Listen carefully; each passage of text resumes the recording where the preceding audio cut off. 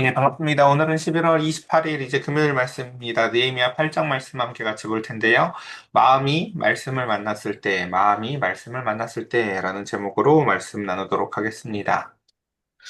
자, 먼저 1절. 이스라엘 자손이 자기들의 성읍에서 거주하였더니, 자, 요 부분은 사실 원문에는 없어요. 요 부분은 요건 없어요. 그냥 여기 일곱째 달, 여기서부터 그냥 읽으면 됩니다. 어쨌든 일곱째 달에 이르러서 모든 백성이 일제히 수문 앞 광장에서 모여서 학사 에스라에게 여호와께서 이스라엘에게 명령하신 모세 율법책을 가져오기를 청하매. 자, 이제 오늘 8장에서의 이제 주인공은 이제 말씀을 해석해주는 에스라인데요. 한번 천천히 보겠습니다. 어떻게 했다고 얘기를 해요? 일곱째 달에, 그러니까 이 일곱째 달이 제일 많은 절기가 있는데 한번 천천히 보면은 백성들이 일제히 수문 앞에 광장에서 모여서 에스라에게 여호와께서 이스라엘에게 명령하신 모세 율법책을 가져와라 라고 청했다라고 돼 있죠. 그래서 일곱째 달 초하루에 제사장 에스라가 율법책을 가지고 회중 앞에 곧 그 회중을 남자, 여자, 알아들을 만한 모든 사람이라고 정의하고 있어요. 이건 뭐 그냥 평이하게 써져 있는 것 같지만 그냥 회중이라고 쓰지 않고 여기에 여자를 넣은 이유는 이게 굉장히 특별했기 때문이에요. 보통 항상 이제 우리가 너무 오래돼서 이게 문화적으로 차이가 많아서 간극이 있어서 이게 확 와닿지 않을 수 있지만 항상 원래 고대 시대 때 회중이라고 하면 다 남자만 얘기하는 거예요. 보통은 그랬는데 이제 여기에는 어떤 사람을 어떻게 표현하고 있어요? 말씀 앞에 서서 그 모든 것에 참여한 사람들을 남자, 여자 가리지 않고 그 가운데서 그냥 말씀을 알아들을 수 있는 모든 사람이라고 규정을 짓고 있어요. 자, 우리 예전에 사사기에서도 봤죠. 사실은 그 사사기가 앞쪽일수록 굉장히 그래도 괜찮은 시대였고 뒤로 갈수록 썩어서 뒤로 가면 나중에는 막 레위인이 개인 집사가 돼 있고 진짜 얼마나 썩어 있는 줄 보잖아요, 그렇죠? 근데 그때 중요한 특징 중에 하나가 뭐냐면 앞에 있을수록 여자 선지자들이 많이 등장하고 그리고 심지어 이름들도 등장하고 뒤로 갈수록 이름이 사라지고 아예 뒤에는 아예 없어요. 예, 그런 것들처럼 말입니다. 자, 어쨌든 좀 더 보면은 그래서 이제 수문학 광장에 새벽부터 정오까지 남자 여자 알아들을 만한 모든 사람 앞에서 그 말씀을 읽게 됩니다. 그리고 그러자 뭇 백성이 그 율법 책에 귀를 기울였는데라고 표현이 되어져 있습니다. 이게 이제 뭐 그냥 읽으면서 그럴 수 있지라고 생각할 수 있지만 성경 전체에 이런 표현이 등장한 적이 없어요. 뭐라고요? 율법 책에 귀를 기울였는데 본 것 같은데요? 할 수 있어요. 찾아보세요. 예. 예. 그 히브리 원문에 나타나는 이런 표현이요. 성경 전체에서 여기밖에 안 나타나요. 그러니까, 참 놀랍게도 그래요. 그러니까 우리 요한복음에도 보면은 거듭나는 것을 이제 밤중에 몰래 이제 니고데모가 찾아와가지고 예수님한테 묻거든요. 막 물으니까 예수님이 말씀해 주시니까 사람이 어떻게 다시 또 태어나요? 엄마 배에 또 들어가요? 막 이렇게 잘 못 알아들어요, 사실은요. 근데 그것에 대해서 예수님께서 그렇게 말씀을 해주죠. 이게 물과 성령으로 거듭나는 것에 대해서 주님께서 자세히 해석을 해주시는데, 참, 그래요. 이렇게 우리가 바람이 어디서 와서 어디로 가는지 알지 못하지만 그 가운데서 분명히 그것이 존재하는 것처럼 말씀으로 사람이 다시금 거듭나는 것이 그와 같은데, 지금 이때가 바로 뭐하고 유사하냐면 바로 그 성령의 바람이 불어오는 때하고 너무 유사해요. 그러니까 뭐가 그러냐면요. 너무나 모든 것이 완벽한 거예요. 마치 아이유 노래 가사처럼, 그렇죠? 뭐 이렇게 날씨도 너무 완벽하고, 불어오는 바람도 너무 완벽하고, 그 사람도 나도 너무 완벽한 것처럼, 그 가운데 회중들이 이제 바벨론에서 포로로에서 잡혀 있다가 놀랍게도 하나님의 은혜로 돌아왔고, 그 가운데서 이제 성전을 재건했고, 그 다음에 그 가운데서 심령이 가난하여진 그 준비되어진 백성들 앞에 학사 에스라가 말씀을 낭독하기 시작을 하는데, 그 가운데 그 백성들이 정같지 않게 말씀에 귀를 기울이는 태도가 진짜 기똥차게 만나는 거죠. 그러니까 설교자가 제일 신날 때가 아마 이럴 때가 아닐까 싶어요. 나는 어제나 오늘이나 똑같은데 갑자기 그러니까 사실 사람들이 말씀을 잘 듣는지 아는 건 눈빛 보면 알거든요, 사실은요. 근데 오늘따라 희한한 거예요. 저 사람이 말씀을 들어요. 말씀에 대해서 전혀 관심이 없던 사람들이 갑자기 말씀을 들으려고 하고 말씀에 귀를 기울이고 있고 그 가운데서 그 말씀에 권위가 생겼어요. 그 전에는 막 설교자가 온갖 폼을 잡고 마이크 좋은 거 쓰고 그 가운데서 막 말씀은 하나님의 말씀입니다. 막 소리를 고래고래 질러도 전달이 안 되던 게 그저 힘도 들이지 않고 소근소근 그 말씀을 전해도 놀랍게도 그 말씀을 베끼는 것처럼 그 가운데 그 율법책에 귀를 기울이는 태도가 준비되어 있었다라는 것입니다. 자, 그러자, 그래서 이게 사실 신명기에도 이것을 명령하고 있거든요. 신명기 31장에 보면은 모세가 그들에게 명령하여 이르기를 매 7년 끝에 곧 면제년의 초막절에 온 이스라엘이 내 하나님 여호와 앞에서 그가 택하신 곳에서 모일 때에 제일 먼저 뭐를 하라고 되냐면 이 율법을 낭독하여서 온 이스라엘에게 듣게 해라라고 되어 있다고요. 근데 놀랍게도 이게 그렇게 썩 잘 지켜지지가 않았었어요. 그러니까 부분적으로도만 지켜지고 그래서 근데 이제 오늘 본문에서 뭐라고 얘기해요? 바로 그것을 지키는 모습으로 표현을 하고 있어요. 어떻게 해요? 뭇 백성들이 그 율법 책에 귀를 기울였다라고 얘기합니다. 여러분 참 이렇게 놀라운 것 같아요. 저는 이걸 늘 말씀의 길을 묻는다고 표현을 하는데, 인생을 살아보면서 이제 20살 때까지는 물어볼 사람들이 있잖아요. 선생님한테 물어보고, 선배한테 물어보고, 부모님한테 물어보고, 근데 이제 그 뒤에 나이가 30살이 먹고 40살이 먹으면서 제가 목사 안수 받고 나서 제일 무서웠던 것 중에 하나가 그거였었거든요. 이제 난 누구한테 물어보지를 모르겠는 거예요. 난 이제 내 인생에 있어서 어떤 그 길에 대해서, 그러니까 여러분들은 목사님 이렇게 부르지만 저는 그때 마음이 썩 좋지가 않아요. 무슨 느낌이냐, 막다른 길에 다다른 사람이 된 느낌이었어요. 사람들이 이제 나한테 뭘 묻겠다고 하는데 나는 누구한테 물어보지?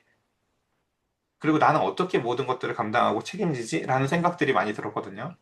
근데 그때 하나님이 주셨던 정말 특별한 깨달음이자 마음이 뭐였냐면요. 말씀에 물어보면 된다는 거였어요. 어.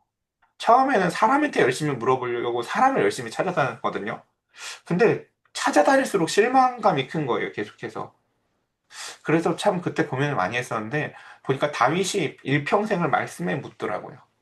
그러니까 그것처럼 여러분들도 제가 그래서 말씀에 귀 기울이는 사람들이 참 놀라운 게, 참 이렇게 우리 어떻게 세상에 다양한 사람들의 조언이나 핸드폰에 있는 내 가까운 사람들한테 무엇을 묻고 길을 묻는 게 아니라 말씀에 길을 묻는 사람들이 있을까 싶어요, 사실요.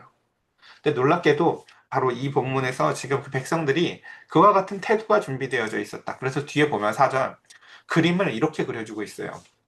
한번 여러분 머리를 그려보세요. 학사 에스라가 특별히 지은 나무 강단에 특별히 지었다는 것은 이것을 위해서 기능적으로 지었다는 것이에요. 그래서 말씀의 권위를 위해서 강단을 높은 곳에 지은 것이에요. 그래서 그 네더란드나 이런 개혁주의 교회들 같은 데 보면요. 2층쯤에 이렇게 동글동글하게 돼서 전하는 강단이 저 위에 있어요.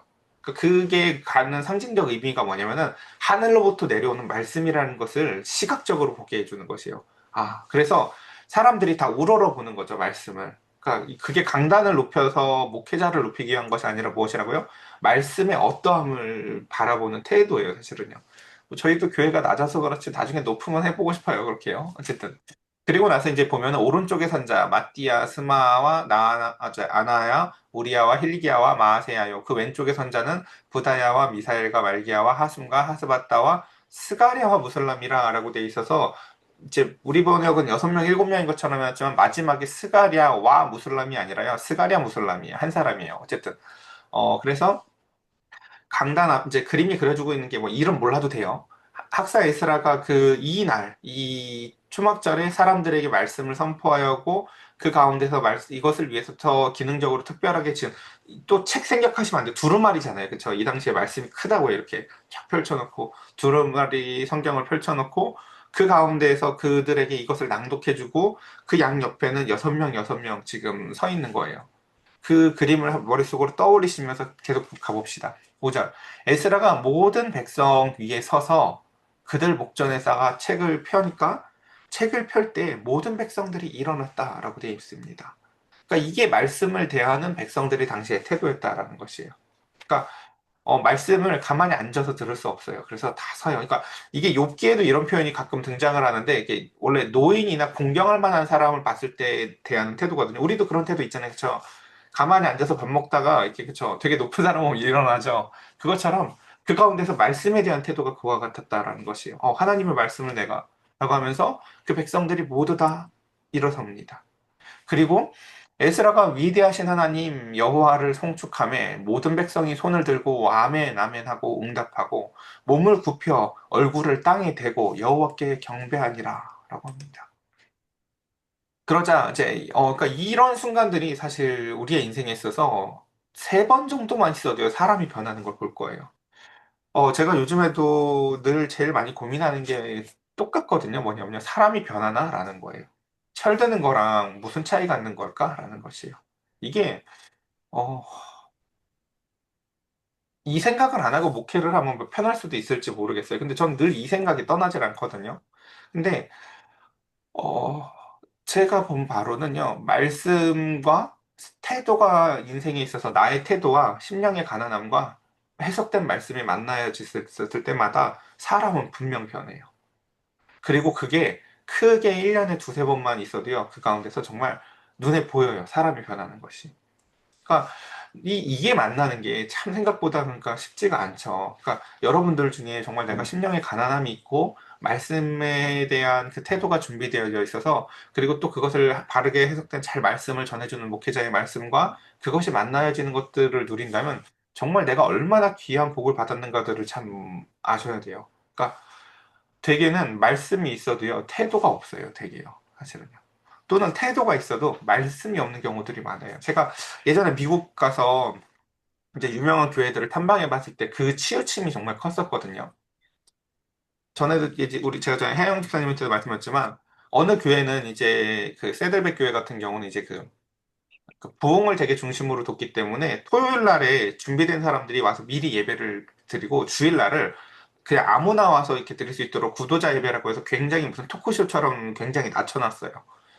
분위기가 되게 좋았거든요. 근데 말씀이 굉장히 그러니까 약해요, 사실은요. 그리고 또 어느 교회 같은 경우는 전에도 말씀드렸지만 이렇게 뒤에 수정으로 된 그 거대한 강단이 뒤가 열리고 뒤에는 푸른 초장이고 비둘기가 날라요. 기똥차인데 말씀이 없어요.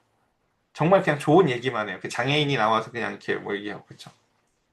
그러다가 어느 한 교회를 갔는데 늙은 노목사님이 나오셔서 말씀에 나타나는 진수인 죄와 허물과 그 가운데서 하나님의 언약과 죄와의 전투의 이야기에 대해서 설교하시는데 설교가 끝났는데 성도들이 아무도 안 가요. 끝나고 나서는 옆에서 서로 계속 토론하고 이야기하고 기도해요. 그러니까 참 그걸 보면서 알았어요. 사람들이 진짜 원하는 게 사실은 이거라는 것을요. 제가 첫 번째 그 세대백교에도 되게 부러웠거든요. 여름 성경학교 같은 거에 가는데 주일마다 앞에 막 표장마다 부스들이 있고 막 서로 환영해주고 너무 좋은 거예요. 그래서 그것도 흠모되지만 사실 진짜 흠모되는 모습은 바로 두 번째의 모습이에요. 그렇죠? 강단에서 선포되어지는 것이 너무나도 우리에게 무겁게 들려질지 몰라도 그 말씀을 겸손히 겸비한 마음으로 듣고 그것에 대해서 죄와 허물 가운데서 싸우고 기쁨으로 서로 말씀을 나누는 그 즐거움이 가득하여서 아무도 갈 생각을 안 하는 그 예배 후의 모습이요. 너무 사실 인상적이었었어요. 제가 막 물어봤어요. 그래서 그, 그랬더니 그 성도랑 그 목회자 차이도 별로 없어요. 보니까 예, 어떤 사람은 막 열심히 얘기하고 있는데 들어보니까 부목사라 그러고, 어떤 사람은 장로님이라 그러고, 어떤 사람은 그냥 성도인데, 그 차이를 알아보기도 힘들 정도로 다 태도가 똑같았었어요. 그러니까 그것처럼 그 가운데서 이것이 만나는 것이 참 복이다라는 생각들을 해보면서 제가 그날 그 교회에 있는 사람들이 너무 복받았다는 것을 많이 생각했었어요. 자, 좀 더 읽어보겠습니다. 그래서 하나님의 율법책을 낭독하고, 7절부터 예수아와 바니와 세레비아와 야민과 악국과 사부대와 호디아와 마아세야와 그리다와 아사랴와 요사밭과 하난과 블라랴와 레이 사람들은 백성이 제자리에 서 있는 동안 그들에게 율법을 깨닫게 하였는데 하나님의 율법책을 낭독하고 그 뜻을 해석하여 백성에게 그 낭독한 것을 다 깨닫게 하니 라고 했지요. 그러니까 이 심령의 가난함과 그러니까 심령의 가난함이라는 게 뭔지 아시겠죠? 목말라 죽겠는 거예요. 이거 막 너무 먹고 싶고 알고 싶은데 놀랍게도 그게 기똥차게 나오는 거예요. 제가 이걸 느꼈었던 때, 이걸 너무 절실하게 느꼈던 때 중에 하나가 고린도전서 읽을 때였었거든요. 우리도 고린도전서 여러 번 했잖아요, 그쵸? 의문이 늘 많았었어요. 근데 그 고린도전서를 차분하게 다시금 읽고 그 가운데서 문맥 가운데서 따라 읽어보니까 모든 게 다 해석되어지는데 너무 즐겁고 재밌는 거예요. 진짜 중요한 게 성찬식 때 사람들을 죄 있으면 나가라고 하는 게 아니라 이거 문맥대로만 읽어보니까 기다렸다가 같이 먹고 사랑하라는 얘기고 그 가운데 이 재물을 먹냐 마냐 가지고 아직도 논쟁이 있는데 그게 아니라 사랑으로 고기도 안 먹는 자발적 사랑을 요구한 죄송합니다. 자발적 사랑을 요구하는 본문이었고 그 본문에서 진짜 중요한 얘기들을 사실은 보니까 그냥 다 해석해 줬어요. 이미 편지 안에서 사실은요. 그래서 그때 그 생각을 정말 많이 했어요. 설교를 강해로 해야 되는 이유가 쭉 읽지 않으면 본문의 의미를 절대 깨닫지 못하겠구나. 이번 주 이 본문, 다음 주 저렇게 돌아다녀가지고는 절대 사람들이 평생 교회를 다녀도 말씀이 고린도전서랑 만나본 적이 없겠구나. 마태복음을 쭉 만나본 적이 없겠구나. 라고 생각을 했었는데, 지금 이 느헤미야 8장의 그림은 바로 그 심령의 가난함과 말씀에 대한 태도와 그 가운데서 해석된 말씀이 만나는 놀라운 은혜가 벌어집니다. 이 중에 사실은 이 둘 중에 하나라도 있어도 돼요. 제가 이걸 정말 많이 경험한 게, 우리가 예전에는 예를 들면 이제 신학이 발달하지 않았을 땐 강단에서 이렇게 제대로 해석된 말씀을 만나기가 쉽지 않았거든요. 근데 그 시절의 권사님들 중에서도요, 보면요. 놀랍게 정확한 성경적 해석 능력을 갖고 있고 그 가운데서 뜨겁게 기도하시는 분들이 꽤 계셨었어요. 그러니까 그때마다 늘 신기했어요. 강단에서 정확하게 설교를 하지 않았는데도 불구하고 이 권사님이 이걸 다 어디서 알았을까? 물어보면 말씀을 읽었대요. 그냥 본인이. 그러니까 그 심령의 가난함이요. 정말 많은 걸 커버해요, 보면요. 그냥 가난해서 막 혼자 읽어 나가는 거. 처음에 그 지혜가 저희 교회 왔을 때도 참 생각이 나요. 그러니까, 심령이 가난해서 혼자 막 저기 에스겔까지 읽었대요, 성경을요. 그러니까 알잖아요. 우리가 원래 보통 성경 그렇게 안 읽어진다는 거. 연초에 힘냅시다 해도 레위기에서 다 죽는 거 우리 알잖아요, 원래. 그쵸? 원래 거기서 다 죽는데, 아니, 어떻게 혼자 저기까지 막 읽고 해석하고 생각하고 하지? 그쵸? 그게 심령의 가난함이 주는 태도예요. 말씀에 대한 태도. 말씀의 길을 묻고, 그때 말씀이 우리에게 응답하신다는 것을. 혼자 읽었다고 할 때 제가 속으로 하고 싶은 말이 얼마나 많겠어요. 해석해줘야 되는데, 해석해줘야 되는데. 근데 그게 필요 없을 정도로 혼자 심령이 가난하면요. 정말 많은 것들을 뛰어넘어섭니다. 그래서 보면은 구절에 백성이 율법의 말씀을 듣고 다 우는지라 라고 하며 심령의 가난함과 해석된 말씀이 만난 가운데서 그 백성들의 마음에서 하나님이 역사하시는 걸 볼 수가 있습니다. 그래서 총독 느헤미야와 제사장 겸 학사 에스라와 백성을 가르치는 레위 사람들이 모든 백성에게 이르기를 오늘은 너희의 하나님 여호와의 성일이니 슬퍼하지 말며 울지 말라라고 하며 그들에게 이와 같이 요구합니다. 자, 그래서 느헤미야가 또 그들에게 이르기를 너희는 가서 살찐 것을 먹고 단 것을 마시되 준비하지 못한 자에게 나눠줘라. 여러분 기독교를 제가 늘 이렇게 얘기했죠. 희락의 종교라고요. 교회 다니면 뭐 못하잖아. 그게 아니라니까요.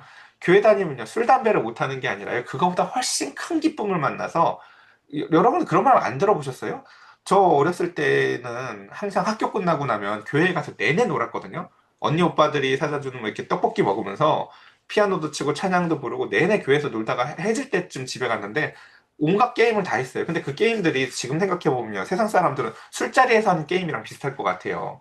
근데 그때 간혹 세상에서 놀다가 교회 오시는 형님들이 있었거든요. 근데 그분들이 늘 교회에서 노는 저희들 보고 하던 말이 있었어요. 니들은 어떻게 술도 안 마시고 이렇게 노냐? 라는 거였었어요. 그때 제가 자주 하던 말이 뭐냐면 성령이 주는 희락이다였어요. 예. 술을 안 마셔도요, 그 가운데서요, 그냥 모든 것들이 하나님의 말씀 안에서 함께 교제하는 성도들 안에서 충분히 즐겁고 기쁠 수 있어요. 그래서 그 가운데에서 보면요, 이날은 우리 주의 성일이니 근심하지 말라라고 얘기를 하면서 여호와로 인해서 기뻐하는 것이 너희의 힘이라라고 얘기합니다. 뭐라고요? 다시 한번요. 여호와로 인하여 기뻐하는 것이 너희의 힘이라. 이들에게 근심할 게 없었나요? 우리 잘 생각해보면요. 아니라는 거 알죠? 저 앞에서요. 얼마나 많아요, 지금요. 사실 되어진 게 없어요, 그당요. 느헤미야 보세요. 성벽을 지어도요. 사람들이 여전히 그렇고요. 에스라 때도 보면요. 그 가운데서 만만치 않은 환경 가운데서 놓여 있어요. 그럼에도 불구하고 하나님 여러분들도 이 원리를 꼭 기억하셨으면 좋겠는데요. 하나님이 내 마음이나 내 등에 꼭 칼을 꽂는 것 같고, 그러니까 하나님이 아니죠. 정확히는 사람이죠. 주변에 있는 사람이 누군가가. 내 마음의 등에 칼을 꽂고 마음에 짐을 지우고 너무 고통스러운 환경 가운데서 놓여질 때마다 어, 인간의 눈으로는 사람이 보이고 원망이 되어지지만 간혹 정말 하나님의 은혜 가운데서 미친 사람들은 여기서 이런 생각들을 해요. 하나님한테 기도해 볼까? 그리고 하나님 앞에 기도해보면 하나님은 거기서 칼을 빼주고 그 가운데서 어떤 위로를 해주시는 기보다 혹은 그 사람을 변화시켜 주시기보다 이 고린도 전서에서 등장하죠. 질만한 집만 주신다고요. 어, 이걸 질 수 있는 힘을 주세요. 이게 뭐랑 비슷하냐면요. 나는 7층에 음식점에 왔는데 보니까 그냥 8층 올라가 보자 했는데 8층에 헬스클럽인 거예요. 야, 이거 한번 들어보자 하는 것처럼 거기 가보면 이제 여러분 운동 안 하는 사람은 모르겠지만 운동 안 하는 사람의 시각에서 운동하는 사람이 미친 사람들 같이 보이거든요. 저 무거운 걸 왜 들어? 팔 아프려고 라고 하는데 해보면 그 사람들은 그 들면서 점점 근육이 찢어졌다 붙었다 하면서 빵빵해지는 느낌도 나고 못하던 것을 하는 느낌? 10개밖에 못하던 걸 100개까지 하는 그 여기는 즐거움이 있잖아요. 그것처럼 이쪽은 안 어, 붙여. 그리스도인으로서 살아갈 때의 놀라운 은총 중에 하나가 바로 이 지점인데, 내가 전에는 못하던 것들이었거든요. 전에는 사람이 내 등에다 칼을 꽂으면 밉고 밤에 한숨만 나오고 잠도 안 오고 고통스러운 밤을 지르던 것이 바로 나라는 사람의 실력이었는데, 하나님의 은총 가운데서 놓여지고 그 사람이 기도하고 그 사람의 그 기도 가운데서 하나님이 그 사람의 영적 근육을 키워나가면요. 놀랍게도 이제 그 짐이 젖어요. 근데 이게 좀 애매한 거죠. 그러니까 아까 얘기했잖아요. 그래서 밖에서 봤을 때는 왜 무거운 걸 들고 앉아 있어? 라고 보이지만 그것에서 그 사람들은 뭐라고 얘기해요? 아, 맛있다 하면서 그거 먹어요. 막 그걸 먹는다고 표현을 해요. 그걸 하나하나 들면서요. 말씀을 감당해 보면서 말입니다.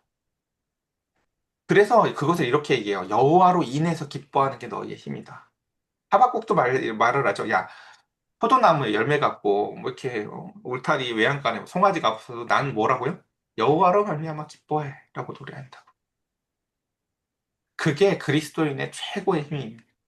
그래서 레위 사람들도 모든 백성을 정숙하게 하여 이르기를 오늘은 성일이니 마땅히 조용히 하고 근심하지 말라. 왜요? 모든 백성이 곧 가서 먹고 마시고 나누어 주고 크게 즐거워하니 이는 그들이 그 읽어 들려준 말을 밝히 알미라 라고 얘기해요. 기쁜 원인이 뭐예요? 드디어 알게 된 거예요. 그러니까 하나님과 막혔었던 죄의 담장, 소통을 맡고 있었던 그 죄의 담장이 무너지고 하나님의 말씀이 이제야 들려지는 것이에요. 그래서 13절부터 아유 시간이 다 됐네 빨리 읽어볼게요. 그 이튿날 뭇 백성의 족장들과 제사장들과 레위 사람들이 율법의 말씀을 밝히 알고자 하여 학사 에스라에게 모여듭니다. 너무 신나지 않겠어요, 그렇죠? 저도 예전에 성경 공부 가르칠 때 제일 신날 때가 이럴 때였었어요. 성경 공부를 토요일 날에 성경 공부를 했고, 그다음에 주일 날에 이제 예배를 드렸는데, 월요일 날에 메일들이 막 와요. 읽은 거 가지고 질문들 막 이렇게 쌓여서 오고. 그럼 이제 막, 뭐, 여러 사람이 있죠. 아, 목사님 힘들게 월요일 날 쉬어야 되는데 왜 그런 거 보내? 라고 하지만요. 목사가 제일 신날 때가 그때예요. 예. 아, 예. 이걸 궁금해하는 사람이 생기다니. 라고 는 거죠. 사실요. 여러분 빨리 큐티기 매일매일 써서 사진 찍어 올리세요. 네. 자. 그래서 이튿날 뭐 백성이 이렇게 제사장 레위 사람들이 율법의 말씀을 밝히 알고자 하여 학사 에스라한테 모여서 율법에 기록된 바를 본즉 여호와께서 모세를 통하여 명령하기를 이스라엘 자손의 일곱째 달 절기를 만 절기에 초막에서 거할지니라라는 말씀이 보이는 거예요. 그래서 또 일러스되 모든 성읍과 예루살렘에 공포하여 이르기를 너희는 산에 가서 감람나무 가지와 들 감람나무 가지와 화석류 나무 가지와 종려나무 가지와 기타 무성한 가지를 가져다가 기록된 바를 따라 초막을 지으라. 어, 그러니까 심령의 가난함이 준비되어져 있고 그러자 말씀을 읽는데 드디어 안 보이던 말씀이 보이는 거예요. 저희 가끔 우리 피세이사님이 그런 말 하시죠. 그러니까 말씀에 이런 게 있었네 이러잖아요. 그렇죠? 우리 맨날 읽었어도요. 그렇죠? 우리 혜영 선생님도 그 말 자주 하시거든요. 예, 맞아요. 어쨌든 그 말씀이 그냥 늘 읽던 말씀이거든. 초목자리 지키는 본문들을 그들이 안 읽어봤겠습니까? 근데 오늘따라 그 말씀이 새롭게 보여지고 그 말씀이 지켜야 될 말씀으로 보여지는 것이에요. 야, 우리 나가서 그래서 그 가운데서 그들이 이제 그것을 지키기 위해서 백성이 이에 나가서 나뭇가지를 가져다가 혹 지붕에 혹 뜰에 혹은 하나님 전뜰에 혹은 숨은 광정에 혹은 에브라임 문 광장에 초막을 짓대. 그래서 지금도 이제 이스라엘 사람들은 초막절을 지키는데 그걸 베란다에서 지키거든요. 그래서 그 이스라엘 건축 양식을 보면 베란다가 하늘을 안 맞게 지어요. 그래서 서로 윗집 베란다 그 베란다들이 서로 이렇게 다르게 져 있는 게 하늘을 보게 져서 요 초막절을 지키려고 해요, 흔히들. 그러니까 이걸 해보는 거죠. 그러면서 뭘 하는 거예요? 야, 그때 우리가 출애굽하고 가나안 들어갈 때 하나님께서 우리를 광야 가운데서 이렇게 하늘의 별을 보고 자게 하시면서 그 가운데서 이게 정말 우리가 이 가운데서도 마음의 기쁨과 즐거움으로 살아나갔던 것들을 그들이 7일간 경험하는 게 바로 이 초막절의 핵심입니다. 그래서 사로잡혔다가 돌아온 회중이 다 초막을 짓고 그 안에 거하는데 이제 여기서 정말 충격적인 사실이 뭐예요? 눈의 아들 여호수아의 때로부터 그 날까지 이스라엘 자손이 이같이 행한 일이 뭐 했다? 없었다라고 얘기해요. 그러니까 우리가 너무나 당연하게 가르쳐지는 것들이지만 실제로 하는 사람이 정말 없다니까요. 제가 좋아하는 그 수학이나 영어 과외 선생님들이 되게 자주 하는 얘기가 뭐냐면 공부를 하기만 하면 일단은 반은 먹고 들어간 거예요. 왜? 많이 안 한다는 거예요, 절대 공부를 일단은. 예. 그것처럼요, 저도 정말 자주 느끼는 게, 여러분, 말씀을요, 일단 사람들이 안 읽어요. 제가 우리 교회가 뭐 사람이 없고 여러분들 어떻게 생각할지 모르겠지만, 저는 속으로 여러분들이 나도 모르게 당연히 하는 문화가 있어서 큐티를 기본값으로 하잖아요? 그럼 적어도 큐티 한다는 것만으로도요, 굉장히 상위권에 있다고 생각해요. 뭔가. 그러니까 그것처럼 이 말씀이 이제 물론 이제 성경 쭉 찾아보면요 이 말씀을요 부분적으로 준수하는 때는 있어요. 요시아 때 보면 이렇게 청소하다 말씀 발견하고 야 이런 거 있었네 하면서 우리도 이렇게 살자 하는 모습들이 아예 없진 않지만 정확하게 이렇게 온 나라 가운데서 그것들이 같이 공감대가 형성되어지고 말씀을 듣고 전파하고 그것을 그대로 행해보는 모습은요 성경 전후에 잘 없어요. 이런 모습이. 그래서 그 같은 데서 그들이 이것을 기뻐하면서 에스라는 첫날부터 끝까지 날마다 하나님의 율법책을 낭독하고 무리가 이레 동안 절기를 지키고 여덟째 날 그 규례를 따라서 성회를 열었다라고 하면서 이제 오늘 말씀을 이렇게 정리합니다. 자, 오늘 말씀의 제목이 바로 마음이 말씀을 만났을 때라고 했습니다. 참, 그래요. 아까 제가 그렇게 말씀드렸잖아요. 혹여, 이렇게, 말씀이 잘 준비가 못 됐었다 하더라도요. 제가, 우리 그 사도행전에서도 보면 그런 사람이 있거든요. 이렇게, 예, 내시가 그 가운데에서, 에디오피아 내시가 말씀에 대한 태도가 하나님의 말씀이니까 그냥 읽어요. 근데 그 소리를 내어서 읽는 소리를 듣고 빌립이 가다가 너 이거 깨달았니? 하니까 해석해주는 사람이 없는데 어떻게 깨달아? 여러분, 해석해주는 사람이 없으니까 안 읽어요? 아니에요, 읽어요. 왜요? 내가 그걸 해석할 능력이 없지만 이게 하나님의 말씀이라는 사실은 변하지 않기 때문이죠. 말씀을 읽는 사람에게 요구되는 태도는 바로 그것이에요. 내가 깨닫지 못해도 이게 하나님의 말씀임을 인정하고 그것을 하나님의 말씀으로 대하는 태도. 그리고 두 번째, 설교자는 그렇기 때문에 그 말씀을요, 해석하고 가르치고 먹이는 것을 지상 최고의 기쁨으로 여기는 것이 바로 유모가 젖 먹이는 것처럼. 저는 여자가 돼보지 못해서 그걸 느껴보지 못했지만요, 그냥 상상을 해봐요. 그리고 성경이 진짜 그렇게 비유를 해요. 그 엄마가 아기 젖 먹이는 것처럼 신령한 젖을 먹이는 그 기쁨. 글쎄요, 내 가슴에서 전에는 나오지 않던 모유가 나오고 아기가 그것을 먹으면서 기뻐하는 걸 느끼는 여자들의 감정이 어떨까 제가 참 궁금한데 설교자가 느끼는 감정이 그와 비슷한 거 아닐까라는 생각을 그냥 해봐요. 말씀을 먹고 싶어하는 막 입을 벌리고 말씀을 알고 싶어하는 사람과 그것을 해석해서 내어줘서 그것을 먹는 자가 만났을 때의 기쁨은 마치 부모가 자식에게 가장 좋은 것을 내어주는 기쁨이 아닐까 생각해 봅니다. 저와 여러분들에게 있어서 이 기쁨이 사는 마지막 날까지 충만하시길 간절히 축복합니다. 우리 이 시간 함께 같이 기도합시다.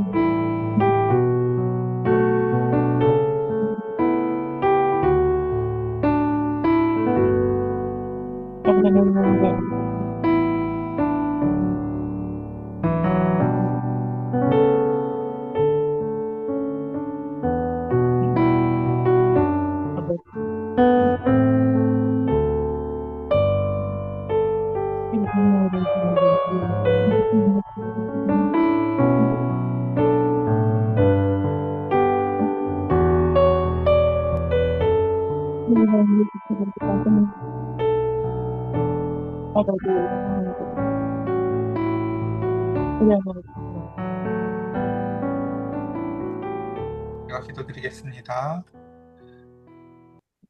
주를 앙모하는 자에게 독수리와 같은 힘을 주시고 그 가운데서 말씀을 사모하는 자들에게 말씀의 거룩하고 높으신 은혜가 그 낮고 겸비한 심령에 흘러넘쳐 그 대지를 적시듯이 마음을 적시고 마음의 기쁨과 즐거움이 그리고 말씀이 30배, 60배, 100배에 싹이 터서 열매를 맺는 은혜를 맺기 원합니다.